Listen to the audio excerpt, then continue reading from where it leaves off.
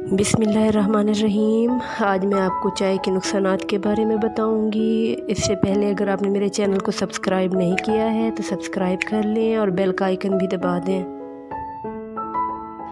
पाकिस्तान का शुमार दुनिया भर में ज़्यादा चाय इस्तेमाल करने वाले ममालिक में 7वें नंबर पर होता है। पाकिस्तान में चाय पीने के लिए किसी मौसम और किसी वक्त की कैद नहीं है।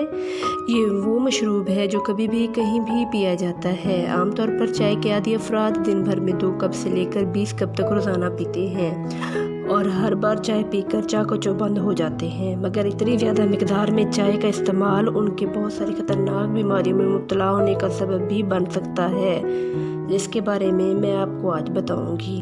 चाय वैसे तो अपने अंदर किसी हद तक ग़िज़ायत भी रखती है, मगर वो जिस्म की तमाम ज़रूरियात की तकमील नहीं कर सकती है। ज़्यादा चाय का इस्तेमाल मैदे पर ऐसे असरात मरतब करता है जिसके सबब भूख लगना बंद हो जाती है और इंसान का मैदा ठीक से काम नहीं कर सकता है। चाय के आदी अफराद के खून में कैफ़ीन की मिकदार बढ़ने के सबब जिस्म के हार्मोनल निज़ाम पर असर पड़ता है, जो कि उसको बेचैनी और कम ख्वाबी में मुब्तला कर सकते हैं। ऐसे अफराद की नींद नॉर्मल अफराद के मुकाबले में काफ़ी कम हो जाती है। चाय घर के बजट में एक ऐसा ख़र्चा है जिसका कोई फ़ायदा नहीं होता। इसके बावजूद पत्ती चीनी और दूध की मद में एक बड़े ख़र्चे का बायस बनती है।